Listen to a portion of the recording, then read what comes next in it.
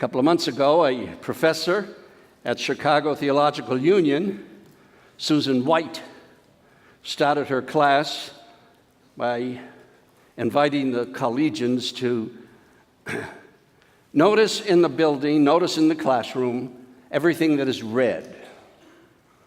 She invited them to focus on everything that is red.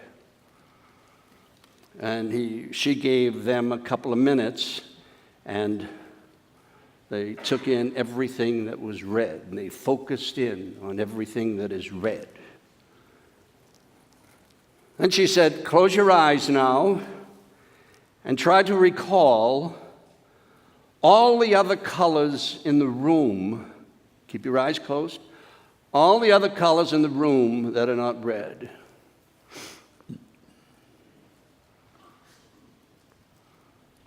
Did you notice the purples and the yellows and the oranges and the crimson? Did you notice the black and the white? And then she said to them, okay, open your eyes. And most of the answers were what she expected.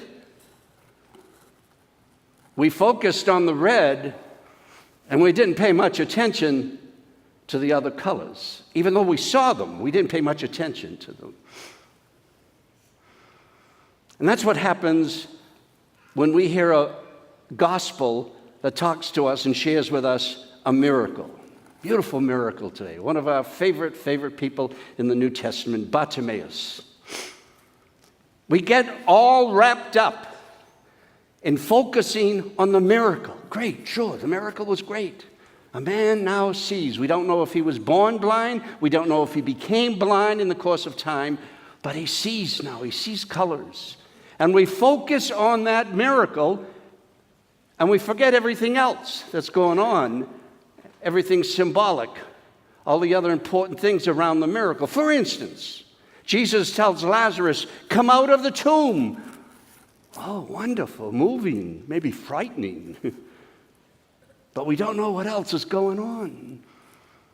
He tells the people, feed the 5,000, get the fish and the bread, feed the 5,000. Great miracle, but what else is going on?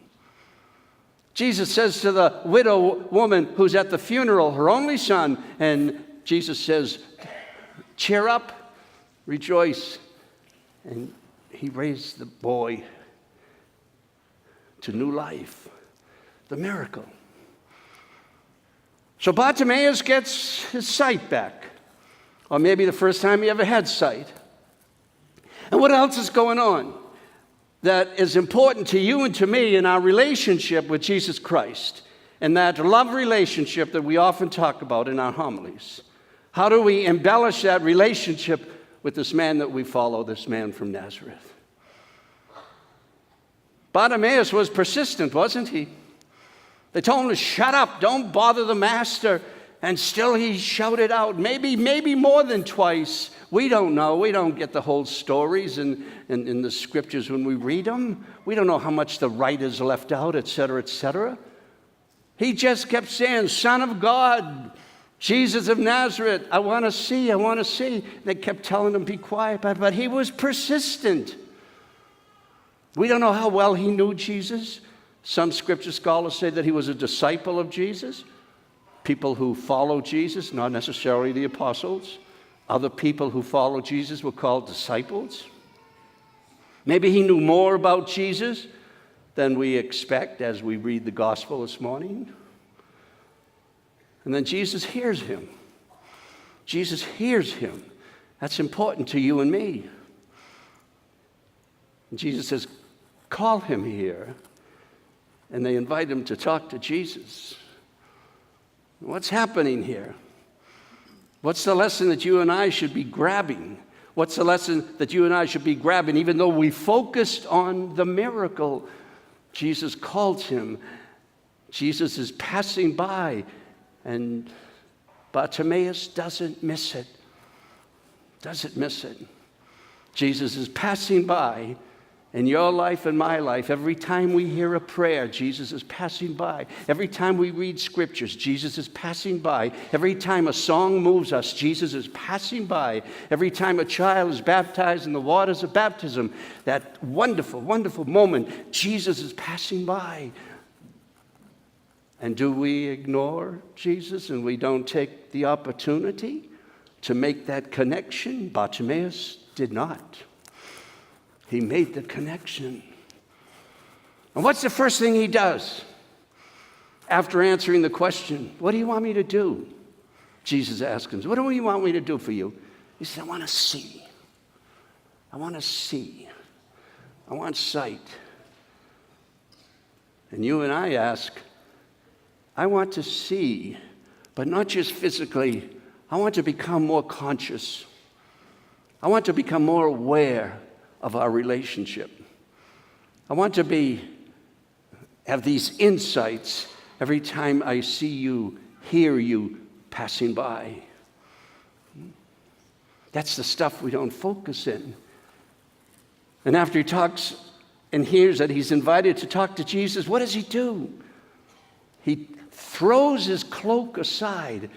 In all probability, and you can see this down at Fremont Street, and you can see this in any big city where people are begging, they have a little piece of cloth in front of them on the concrete so that maybe somebody will throw a buck or a few coins down.